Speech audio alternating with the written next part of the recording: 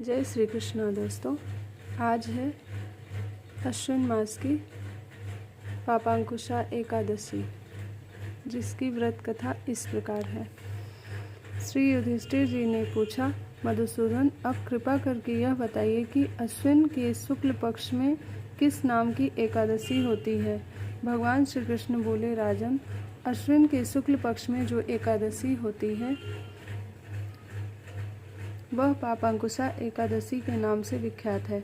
वह सब पापों को हरने वाली तथा उत्तम है। उस दिन संपूर्ण मनोरथों की प्राप्ति के लिए मनुष्य को स्वर्ग और मोक्ष प्रदान करने वाले पद्मनाभ संज्ञक मुझ वासुदेव का पूजन करना चाहिए। जितेंद्रिय मुनि चिरकाल तक कठोर तपस्या करके जिस फल को प्राप्त करता है वह उस दिन भगवान गरुड़ध्वज को प्रणाम करने से ही मिल जाता है। पृथ्वी पर जितने तीर्थ और पवित्र देवालय हैं उन सबके सेवन का फल भगवान विष्णु के नाम कीर्तन करने मात्र से मनुष्य प्राप्त कर लेता है। जो सारंग धनुष धारण करने वाले सर्वव्यापक भगवान जनार्दन की शरण में जाते हैं उन्हें कभी यमलोक की यातना नहीं भोगनी पड़ती। यदि अन्य कार्य के प्रसंग से भी मनुष्य एकमात्र एकादशी को उपवास कर ले तो कभी यम यातना नहीं प्राप्त होती। जो पुरुष विष्णु भक्त होकर भगवान शिव की निंदा करता है वह भगवान विष्णु के लोक में स्थान नहीं पाता, उसे निश्चय ही नरक में गिरना पड़ता है।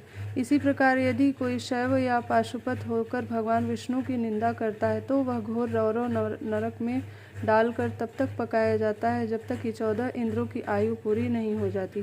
यह एकादशी स्वर्ग और मोक्ष प्रदान करने वाली, शरीर को निरोग बनाने वाली तथा सुंदर स्त्री, धन एवं मित्र देने वाली है। राजन, एकादशी को दिन में उपवास और रात्रि में जागरण करने से अनायास ही विष्णु धाम की प्राप्ति हो जाती है। राजेंद्र, वह पुरुष मातृपक्ष की 10, पिता के पक्ष की 10 तथा स्त्री के पक्ष की भी 10 पीढ़ियों का उद्धार कर देता है। एकादशी व्रत करने वाले मनुष्य दिव्य रूप धारी चतुर्भुज गरुड़ की ध्वजा से युक्त, हार से सुशोभित और पीताम्बरधारी होकर भगवान विष्णु के धाम को जाते हैं।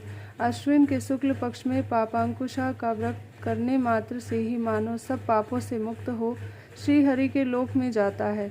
जो पुरुष सुवर्ण, तिल, भूमि, गौ, अन्न, जल, जूते और छाते का दान करता है वह कभी यमराज को नहीं देखता।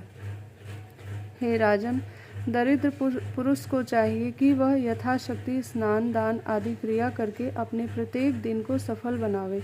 जो होम, स्नान, जप, ध्यान और यज्ञ आदि पुण्य कर्म करने वाले हैं उन्हें भयंकर यम यातना नहीं देखनी पड़ती। लोक में जो मानव दीर्घायु, धनाढ्य, कुलीन और निरोग देखे जाते हैं वे पहले के पुण्यात्मा हैं। पुण्यकर्ता पुरुष ऐसे ही देखे जाते हैं। इस विषय में अधिक कहने से क्या लाभ। मनुष्य पाप से दुर्गति में पड़ते हैं और धर्म से स्वर्ग में जाते हैं। राजन, तुमने मुझसे जो कुछ पूछा था उसके अनुसार पापांकुशा का महात्म्य मैंने वर्णन किया, और अब क्या सुनना चाहते हो। यह पापांकुशा एकादशी व्रत की कथा है। राधे राधे दोस्तों। इस तरह युधिष्ठिर जी के पूछने पर भगवान श्री कृष्ण ने यह पापांकुशा एकादशी व्रत की कथा सुनाई, जिसे मैंने आपको पद्म पुराण से पढ़कर सुनाया है। धन्यवाद दोस्तों। राधे राधे। जय श्री कृष्ण।